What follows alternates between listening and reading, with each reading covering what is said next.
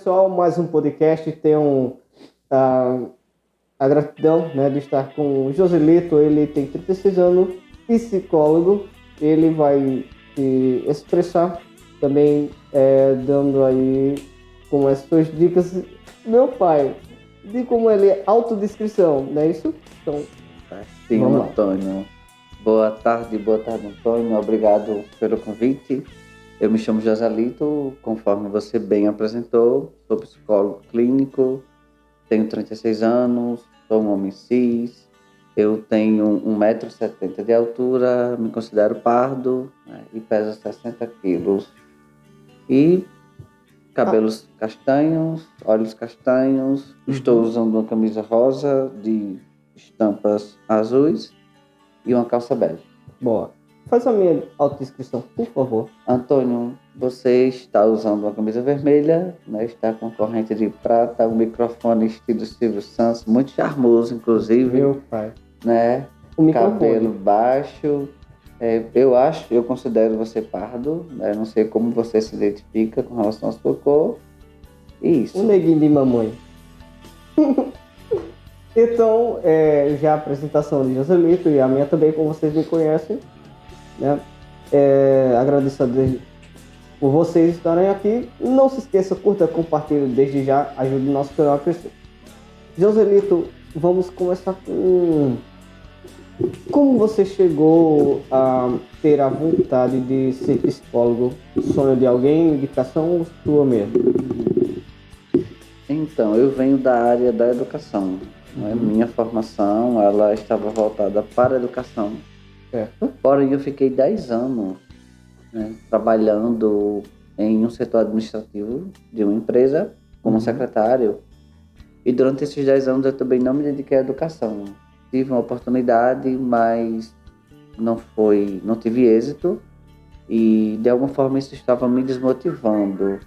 Então eu estava na espera de algo que surgisse que de fato dissesse assim, era isso que eu queria para minha vida.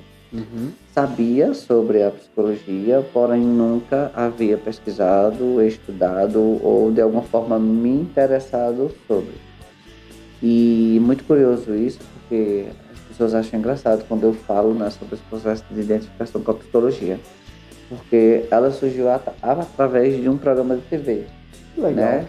O programa Sessão de Terapia, no tempo que passava na GNT. Então eu comecei a assistir o programa e eu comecei a me identificar com muito do que acontecia no programa, né? Que é criação e direção de Selton Mello. E é muito bom, eu também super indico. Então foi um processo de apaixonamento, sabe? Eu sou uma pessoa que sou muito de TV, adoro novelas, gosto de filmes, mas com intensidade bem menor. E a Sessão Terapia é uma série em sequência, então aquilo me cativou. Então fui dormir e acordei pensando, é isso que eu quero para minha vida. Aí eu fiz o vestibular, passei, pronto, e aqui estou. Desde já 5 anos. Quanto tempo você já está na ativa como psicóloga?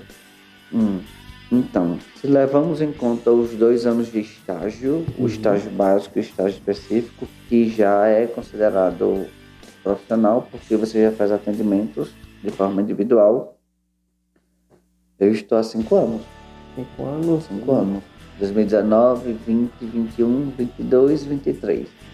E 2018, que seriam 6 anos, mas não conta porque é estágio básico. O estágio básico na psicologia é a observação. Então não há atendimento clínico, é só conhecimento das áreas, para que você vá se identificando, né, na qual no ano seguinte, que já seria específico, você de fato quer começar atuando. Então, de psicologia clínica, prática, 5 anos. As pessoas assim, com um pouco mais de dificuldade para procurar o psicólogo, quem são elas?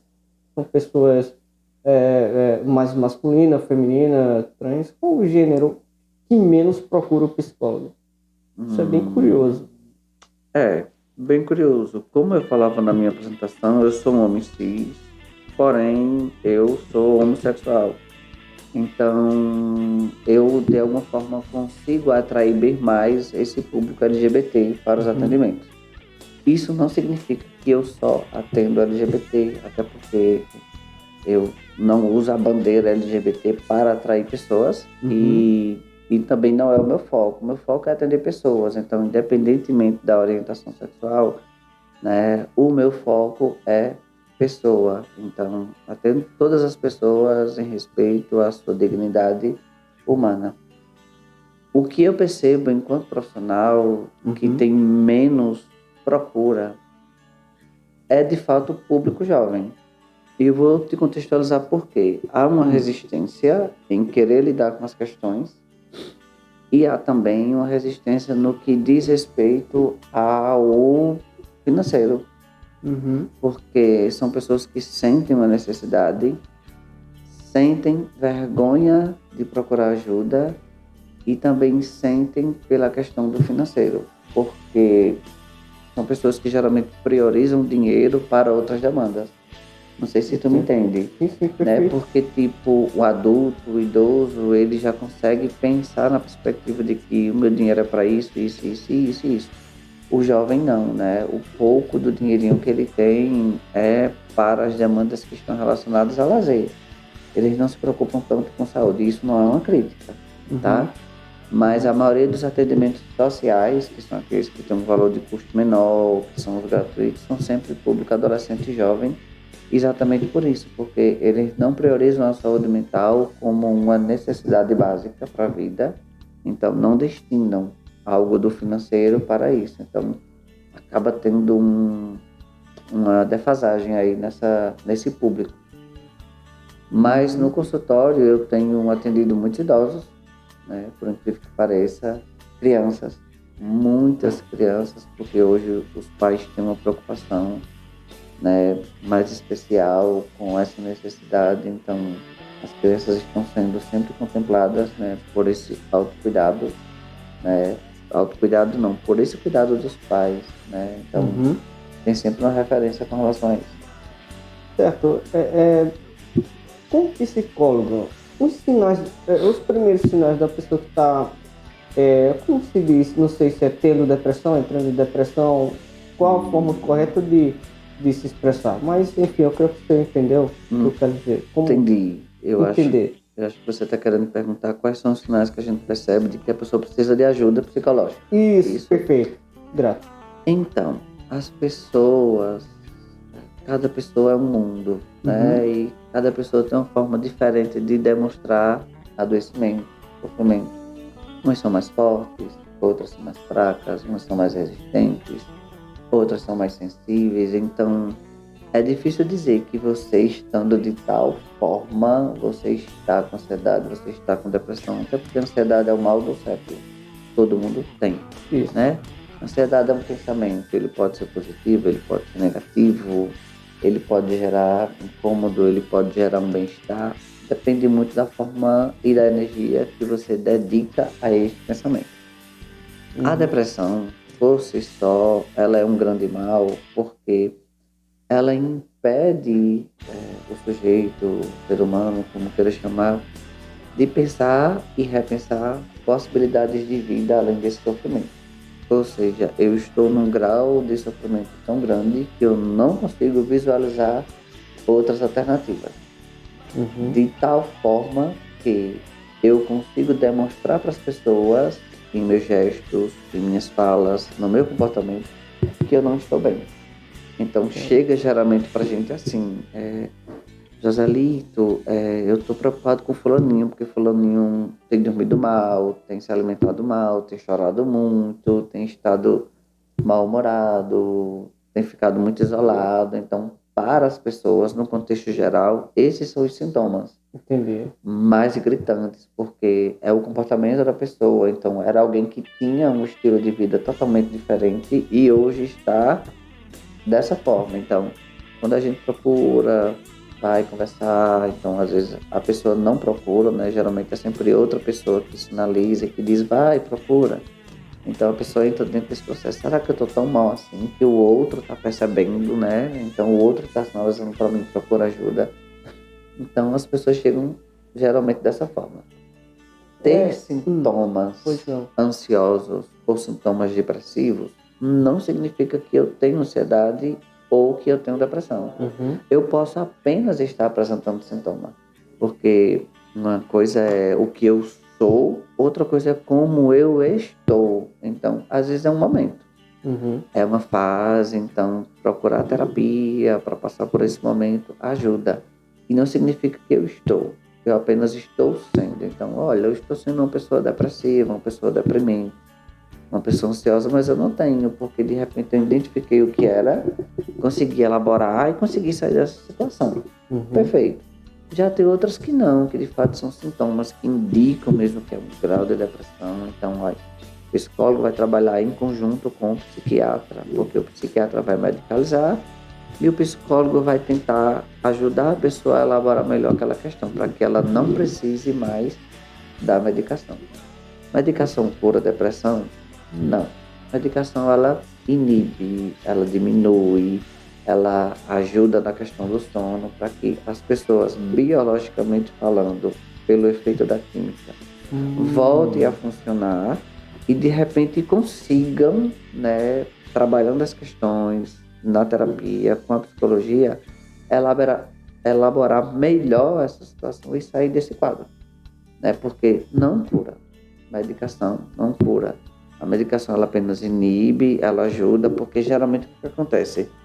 A pessoa, quando está num quadro depressivo, deixou de comer. Então, olha, eu preciso voltar a comer. Porque se eu não comer, o meu organismo não funciona bem. Então, como é que eu vou elaborar essas questões? Eu sempre digo, olha, não se cura a dor com medicação. É na dor que se cura a dor. Então, a gente precisa ir de encontro a esse problema, a essa situação, a essa demanda, como a gente geralmente chama na terapia, para poder identificar, olha, o que é que eu vou fazer com isso? Porque só medicar é como quem diz assim, não, eu estou tomando remédio para dormir e eu vou esquecer o problema hoje. Mas quando o remédio passar o efeito, o problema continua do mesmo jeito. Então, tomo outro remédio, esqueço por um momento, então tomo outro remédio, então... E assim meus dias vão se passando, aquela dor vai ficando ali guardada e eu nunca curo. Eu nunca trato, eu nunca elaboro, então vai permanecer sempre ali o problema. Então, a medicação, ela entra para ajudar. Então, enquanto eu estou elaborando essa dor, eu estou dormindo, mesmo que por efeito de medicação. Eu estou comendo, mesmo que por efeito de medicação. Eu estou menos ansioso, mesmo que por efeito de medicação. Mas é imprescindível, né, a parceria psicólogo-psiquiatra. A faixa etária de pessoas que são mais acometidas pela depressão, existe uma faixa etária alvo? Como é que se explica mais assim a faixa de idade? Não tem. Por incrível que pareça, e por mais assustador que seja, até crianças. Há um grande número de crianças hoje, janeiro de 2024, com depressão. Como assim uma criança depressiva? Adolescentes e jovens são sempre o público maior. Por quê, Rosalie? Olha, porque é exatamente a fase de desenvolvimento que te tira de um lugar e te coloca em outro. Que lugar é esse que tu está falando? A zona de conforto. Eu estou saindo de um lugar onde meu pai, minha mãe, minha avó, meu avô, seja lá quem cuida de mim, quem é responsável, faz tudo por mim, responde por mim. E eu estou entrando numa fase onde eu preciso fazer isso. E geralmente é a fase dos conflitos, né? Eu estou me identificando como pessoa, eu estou me identificando como profissional, eu estou buscando meu lugar nesse mundo, né, que é um caos, né? Às vezes eu desejo muito ser adulto e quando de repente eu me percebo como adulto, eu não consigo lidar com isso porque não estava preparado para isso. Né? As pessoas pensam que ser adulto é somente ter autonomia para decidir sobre as coisas. Mas esquece que ser adulto é você fazer as suas coisas, é você pagar as suas contas, é você precisar trabalhar para ter o seu dinheiro. Então, tudo isso gera conflito, frustração com relacionamento, com amizades, com profissão, porque o mercado de trabalho está aí, mas olha, ao mesmo instante que tem uma porta aberta, tem alguém te empurrando para fora dela. Então, é uma disputa, né? Esse processo de identificação pessoal, eu não sei quem eu sou, não sei o que eu quero ser, não sei para onde vou, o que é que eu estou fazendo aqui. Então, geralmente é a fase, né, adolescência e juventude, em que eu estou em conflito porque eu estou querendo me responder a esses questionamentos. né? Uhum. É o período em que eu estou nesse vazio existencial, então estou buscando respostas, estou buscando sentido, então é um número bem maior de pessoas depressivas nessa faixa etária. Mas isso não significa que sejam somente eles, tem muitos idosos, muitos adultos, muitas crianças, como te falei, Uhum. também apresentando quadros depressivos, né? Certo. Tem um certo preconceito, né? Não, eu não vou procurar um psicólogo porque as pessoas vão chamar de louco, né? Qual Perfeito. conselho você daria para as pessoas? É que hoje tem termos que a gente não pode utilizar na internet. É por isso que a gente é bem restrito. Tá? Então, qual conselho você daria para a pessoa que está depressiva ou não depressiva, mas precisando de uma boa conversa? Certo, vamos lá. Existe um grande preconceito em procurar o profissional de psicologia, Uhum. certo? E talvez a minha fala contribua para o que tu queria perguntar, e eu não sei se talvez se eu falar algo que não pode ser dito, você pode corrigir e a gente tenta encontrar um outro termo. Positivo. Mas dentro da minha ignorância, no sentido de não saber sobre isso, de redes sociais, existe um grande preconceito em se procurar o profissional de psicologia porque há um estereótipo de que quem procura psicólogo é quem está louco, Isso. doido. Isso. E não é assim, né? A gente geralmente procura exatamente para evitar chegar a esse grau. E por quê? É proibido? Não, mas é porque, olha, dentro da perspectiva de que eu preciso estar bem para funcionar, eu preciso estar bem para ser quem eu sou, eu preciso estar bem, quando eu digo estar bem no sentido psicologicamente falando, mentalmente falando, como socialmente as pessoas conhecem melhor. Se minha mente está sã, meu corpo está sã. Ótimo, verdade. Então, minha cabeça precisa estar legal para que o meu corpo também esteja. Então, procurar um profissional de psicologia significa que eu me preocupo com a minha saúde mental, independentemente do meu quadro psicológico, psiquiátrico, biológico. Tipo, terapia é manutenção da vida. Então, eu tenho um conflito em casa e eu não consigo resolver, né? Então, aquilo me consome, aquilo de alguma forma me tira do prumo, me tira do norte. Eu não consigo trabalhar, eu não consigo me relacionar com as pessoas lá fora. Tudo isso porque existe um probleminha pequenininho dentro de casa, mas eu não consigo conversar com a pessoa. Porque todas as vezes que eu tentei, gerou um outro problema. Então, na tentativa de solucionar o problema, eu estou guardando, eu estou abafando, eu estou velando ele. E isso só gera um problema maior para mim mesmo. Porque vai chegar um momento em que minha cabeça, o meu coração, o meu organismo não vai mais suportar isso. O que é que vai fazer? Eu vou adoecer. Verdade. E o corpo fala, né? O nosso corpo, ele fala. Então, quando a gente não está bem, o nosso corpo começa a reagir. Começa a dar sinais de que tem algo dentro de mim que não está legal, né? E o estresse, né? Existem casos de câncer que são consequências de questões psicológicas mal resolvidas, sabe? Então, a gente precisa tratar disso, não porque ir a um psicólogo é coisa de doido, não. Ir a um psicólogo é sinal de que eu cuido de mim, eu cuido da minha saúde, e eu quero que a minha mente esteja sadia para que o meu organismo também esteja. Aí, quando vai ao psicólogo, as pessoas têm preconceito de dizer eu estou fazendo terapia. E o que é que tu tens? Olha, eu não preciso ter nada para ir ao psicólogo, eu só preciso ter coragem. Por que coragem, Joselito? Porque fazer terapia é um ato de coragem. E por que tu estás dizendo isso? Porque, olha, me conhecer é um ato de coragem. Porque nem sempre eu quero, de fato, ir a fundo nas minhas questões, nos meus traumas, nas minhas necessidades. Saber de fato quem eu sou é um ato de coragem, porque é melhor ficar na zona de conforto e ser quem Antônio quer que eu seja, do que de fato eu ser quem de fato eu quero ser. Porque significa, como eu dizia anteriormente, enfrentar esse mundo caótico que tem lá fora. Porque nem sempre as pessoas vão me respeitar, nem sempre as pessoas vão me acolher, nem sempre as pessoas vão entender o meu ponto de vista sobre determinada coisa. E às vezes a gente reprime essas coisas com medo de não ser aceito. Aí é aquela necessidade, né? O sentido da vida. O sentido da vida é o outro que dá, porque eu não tenho coragem. Aí quando eu digo fazer terapia, é um ato de coragem dentro desse contexto, sabe? No tipo de que eu preciso me conhecer para poder me apresentar e ser de fato para o outro que eu sou e não o que o outro espera de mim. Porque uma coisa é você dizer assim, Joselito, eu gostaria que tu fosse dessa forma. E eu te responder, olha, então, tu gostaria, mas eu não posso. Porque se eu deixar de ser quem eu sou na tentativa de te agradar, eu deixo de ser e de me agradar. E isso vai gerar um desconforto. E eu estou perdendo minha identidade. Então, infelizmente, eu não posso. Se tu quiseres gostar de mim, tu quiseres ser meu amigo, tu quiseres ser meu paciente, eu sou desse jeito. Então, eu posso respeitar o que tu espera de mim, mas eu não preciso te satisfazer. Porque te satisfazer significa deixar de me satisfazer. Isso vai gerar dentro de mim um conflito, um adoecimento, sabe? Então, é isso. A gente tem... Vamos para o segundo take, Érica. Voltando ao segundo take, segunda gravação, tá falando sobre pessoas e uma indicação. Vamos entrar agora. A pessoa que é homossexual, a pessoa que é LGBT, enfrenta muito preconceito na rua. É um assunto bem delicado, né?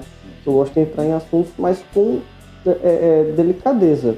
Essas pessoas que sofrem preconceito, qual a melhor forma de lidar com isso? Então, Antônio, tu falou preconceito nas ruas. Isso, nas ruas. Se você me permite fazer uma correção, o preconceito às vezes começa dentro da própria casa. Boa. Quando não, dentro da própria pessoa. Eu, por exemplo, tenho pacientes, né, como eu te disse no início da entrevista, que são e que não se aceitam.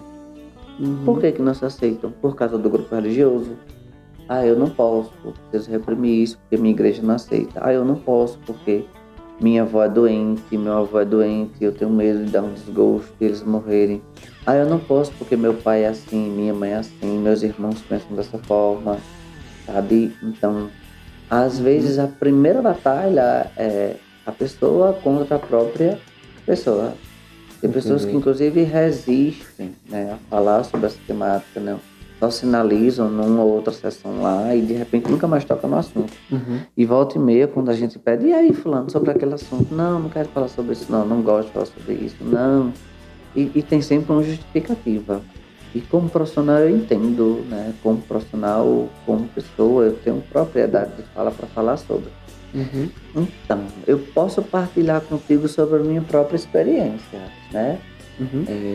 Eu tive 3 experiências de namoro, né, com meninas. Então, quando eu ainda me identificava como heterossexual, e depois dos 22 eu já tinha percebido que ia além daquilo, né? Então, não era uma bissexualidade, mas eu me identificava com as pessoas do mesmo sexo que o meu. Então, continuei sendo um cis, porque eu me identifico com o meu sexo. Então, mas eu também me considerava homossexual. No tempo não existia esse termo, claro, isso é tudo muito novo, né? Na tentativa de facilitar para que as pessoas conheçam e respeitem, que nem sempre isso acontece, né? As pessoas conhecem, mas continuam não respeitando. Verdade. Então, o que aconteceu? Lá em casa, a gente sempre teve muita abertura para conversar sobre tudo. Né? Eu sempre eu sou o mais velho de 4 filhos que meus pais tiveram. E meus pais sempre deram muita abertura pra gente conversar sobre tudo, inclusive isso. E meu pai nunca foi de sentar para conversar com a gente sobre questões. Minha mãe também não, né? Eu tenho 3 irmãos e um irmão. E eu lembro de uma vez assim, que eu estava em um relacionamento e meu pai me chamou para conversar sobre, porque ele descobriu que o meu companheiro no tempo, a família dele não sabia. E havia um comentário na cidade com relação à nossa, abre aspas, amizade, fecha aspas. E meu pai veio conversar exatamente sobre isso, né? Sobre, olha, eu queria conversar um negócio com você. E acho que foi o único momento bonito que eu tive com meu pai, né? Meu pai disse assim, olha, eu queria falar sobre fulaninho, porque pelo que eu percebi, a mãe dele não sabe, então eu não gostaria que você trouxesse ele aqui para casa, até porque... Olha, eu tenho medo de que a mãe dele venha aqui, faça barraco, briga, questões de preconceito. A mãe dele, claro, sabia.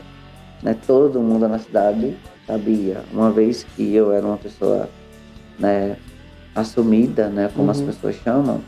Então, todo mundo identificava que aquilo não era só uma amizade, porque estávamos o tempo todo juntos. Então, meu pai disse exatamente isso. Eu não queria isso para você. Aí eu não entendi. Aí ele não queria isso para você, que a mãe dele viesse aqui em casa, discutisse ou xingasse você. Por Medo, quê? né? Isso. Aí eu perguntei ao meu pai, por quê? Isso não, porque você é uma pessoa que conquistou o respeito das pessoas. Isso é Você, importante. com respeito, conquistou o respeito das pessoas. E vi uma pessoa lhe faltar com respeito, ainda mais aqui na minha casa, então não queria que isso acontecesse. Beleza, então, a partir daquele momento, aquela fala do meu pai, isso fez muito sentido para mim. Uhum. Né? E eu lembro que na ocasião a gente até terminou o relacionamento exatamente porque a pessoa não tinha coragem de se assumir. Claro, como profissional de psicologia, eu entendo que todas as pessoas precisam do seu tempo, do seu momento, para de fato se assumir. A gente não pode forçar as pessoas. Mas eu já percebi que dentro daquela movimentação havia, o que eu estava dizendo anteriormente, um preconceito dele mesmo com a sexualidade dele, com a orientação dele, porque ele não aceitava isso. Uhum. Porque, olha, se ele já aceitasse, ele já poderia, por exemplo, se posicionar de outras formas, ter outras falas. No entanto, sempre que os pais dele traziam algo no sentido de ser homofóbico, preconceituoso, ele estava ali sempre validando, sabe, reforçando aquilo e me incomodava. Eu estava na situação como amigo, enquanto amigo, mas sabendo dentro de mim que, poxa, fulano é incapaz de pelo menos corrigir. Olha, mãe, não é dessa forma que se fala. Olha, pai, não é desse jeito que a gente se posiciona. Precisa respeitar o direito do outro. Então, tem sempre muito disso. Como profissional, né, tem sempre um cuidado com relação a isso. Porque nem sempre as pessoas querem falar bem, né? Da mesma forma que eu tenho pacientes LGBT, eu tenho pacientes homofóbicos, homens abusivos, homens tóxicos. Olha, e eu não posso me colocar no lugar de LGBT para de repente fazer intervenções. Uhum. Então, eu preciso respeitar o direito que você tem de falar o que você quiser. Mas isso não me impede de fazer intervenções. Claro, as intervenções elas nunca são voltadas a mim, a pessoa Joselito e ao que Joselito é. Mas sim para que a pessoa reflita sobre a necessidade de tu se portar dessa forma, de se comportar dessa forma, tratar fulano desse jeito, porque fulano é assim, é assado, sabe? Mas nunca assim, olha, eu não gostei do que tu falou porque eu sou. Não. Então, eu acho que existe um preconceito muito grande na sociedade ainda, não só com relação à homofobia, mas com relação ao direito da liberdade que o outro tem. Uhum. Sabe? Do outro ser quem ele quiser. Por exemplo, tem muitos gays que têm preconceito contra pessoas bis. Então, peraí, né? Contra pessoas que são trans. Olha, uma coisa é eu não gostar, não concordar, não aceitar, e outra coisa é eu ter preconceito contra isso. Aí eu sempre digo, né, nos lugares que eu chego, que eu tenho espaço de fala, digo, olha, minha gente, se existem pessoas preconceituosas, é porque de alguma forma a gente reforça esse preconceito quando a gente também é preconceituoso. Porque aí eu lembro do meu pai. Uhum. Se eu quero respeito, eu preciso respeitar as pessoas. Verdade. Então, olha, realmente. eu não concordo com o que tu diz, mas eu respeito o teu direito de pensar dessa forma. Só que talvez se tu pensasse diferente, tu pudesse abrir a mente e ver as coisas sobre uma outra perspectiva. Sendo que você está vendo a mesma coisa, mas sobre uma outra perspectiva, a do respeito, sabe? Uhum. Aí eu acho que dessa forma a gente consegue não retirar, sabe? Não excluir, não anular, mas pelo menos diminuir o preconceito. Quando a gente diminui a partir de cada um de nós. Legal. Mais alguma coisa? Não, sobre isso você quer perguntar algo? Pronto, sim. Estamos quase encerrando, né? Eu quero... Acho que pode falar o nome dela, Tamires, a gerente da casa. Sim, podemos. Quero mandar um abraço para a senhora Tamires, que nos permite estar aqui, tá bom? Cheiro para a senhora carinhoso, né, de toda a nossa equipe. Então, vamos lá. Uma pessoa, você como psicólogo, uma pessoa que está chegando agora para uma entrevista de emprego, como se comportar diante de um entrevistador? Então, É uma outra pauta que chega sempre no consultório psicológico, Boa. que é a questão da insegurança. Uhum. Voltando para a ansiedade, a insegurança com relação a vagas de emprego. E eu sempre gosto de fazer com meus pacientes simulações. Então, tu está inseguro? Estou. Então, vamos fazer uma simulação?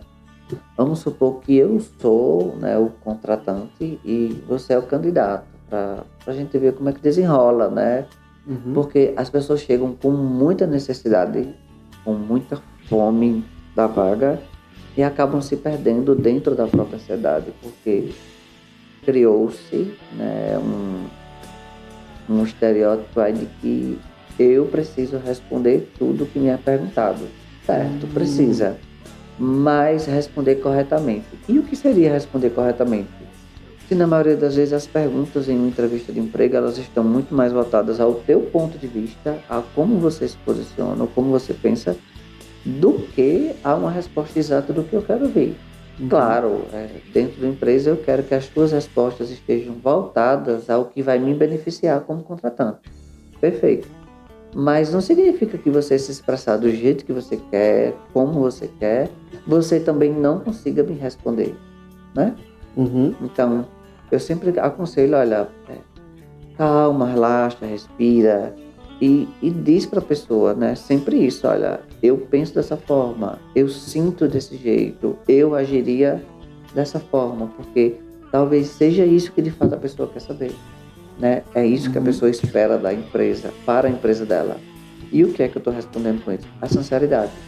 Eu acho que quando a gente é verdadeiro, quando a gente é sincero, a gente consegue conquistar espaço. Porque não adianta eu dizer que sei fazer isso, sei fazer isso, sei fazer isso para ganhar a vaga. Quando eu recebo o contrato que a pessoa diz, faça. Aí eu digo, mas como é que faz? Não, mas tu não falou na entrevista de emprego que sabia? Tu não falou que tinha propriedade sobre isso, sobre aquilo? E cadê a propriedade? Não, eu fiz um curso, não, seja sincero.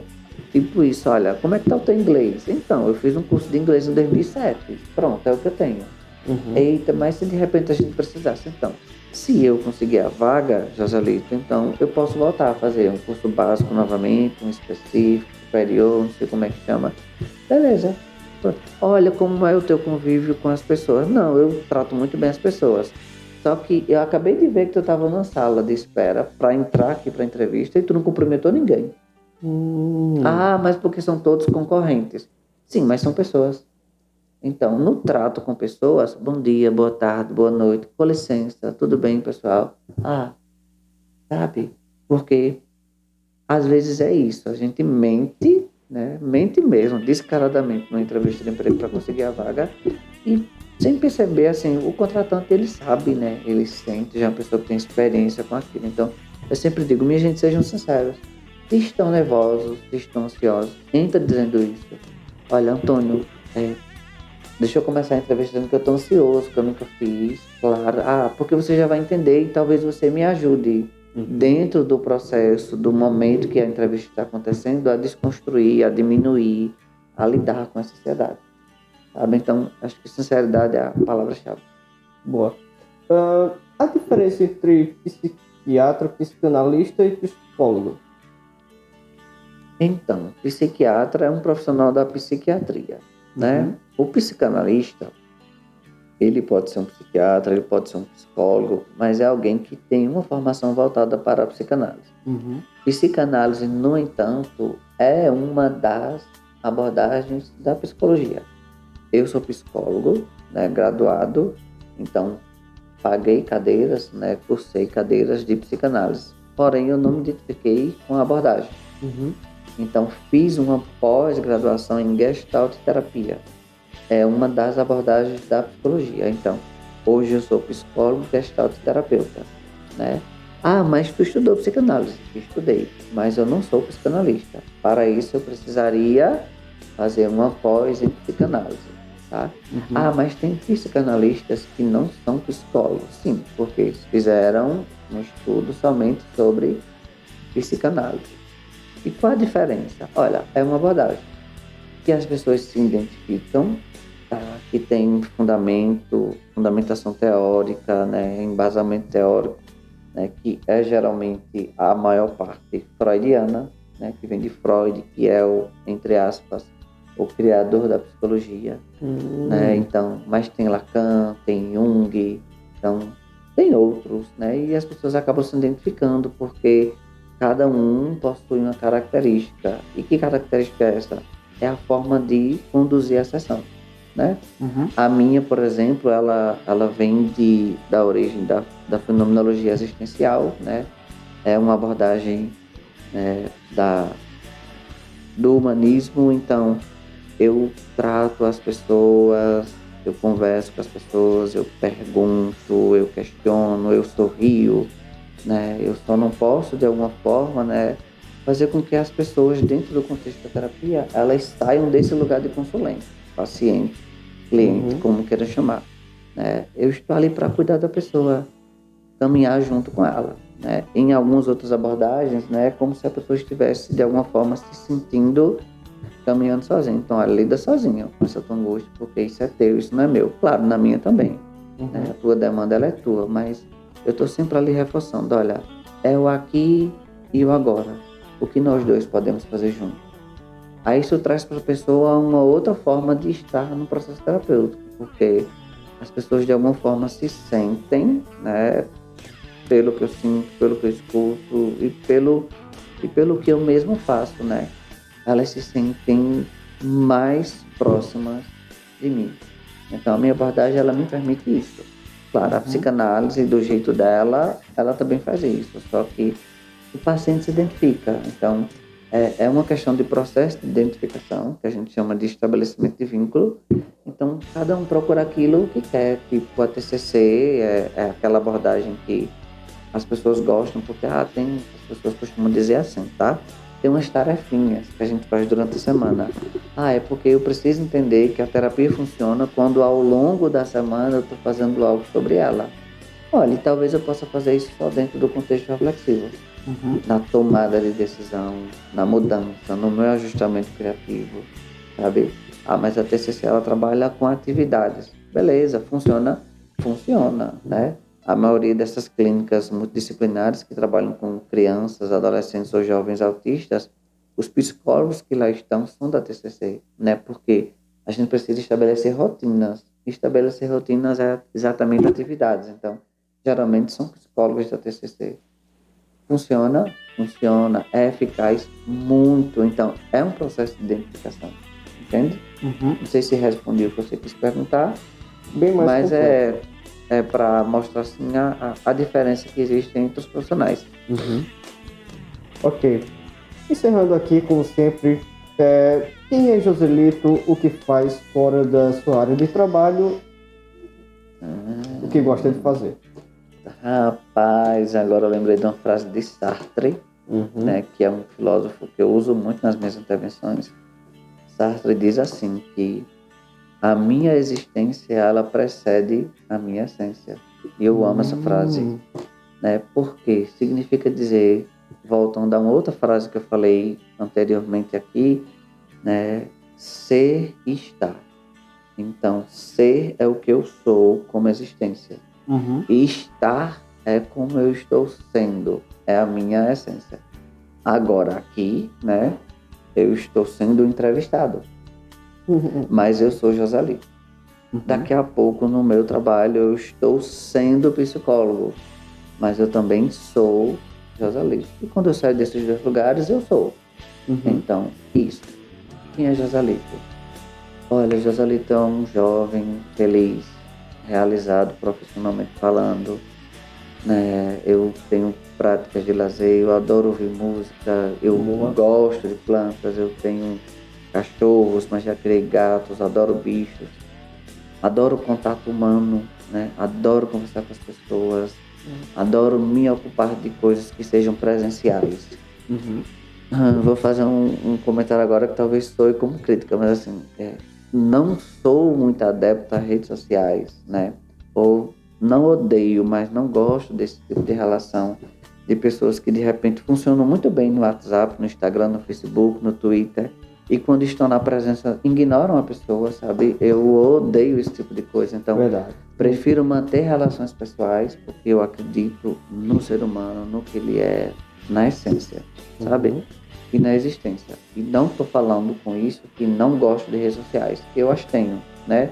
Porque hoje é essencial para comunicação, para trabalho, para tudo, até mesmo para diminuir a distância entre familiares, né? Eu não sou daqui de Caruru, sou natural de Toritama, então todos os meus familiares ficaram lá.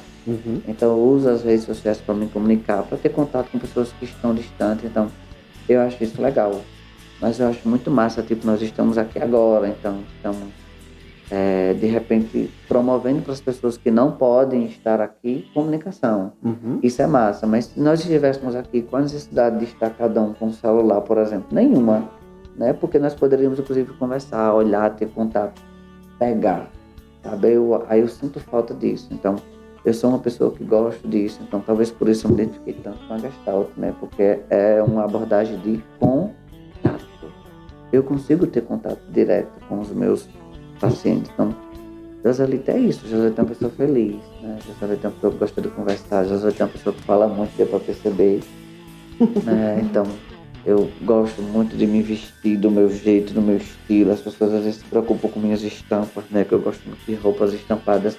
Digo, minha gente, é a minha característica. Eu gosto, eu me identifico. Ah, mas no consultório tu usa isso? Eu uso, porque meus pacientes precisam me conhecer como eu sou e não do jeito que eles esperam que eu seja. Tem uma rede social, que é um perfil que não é privado, mas que também não é profissional. É minha rede social. O que você vai encontrar lá?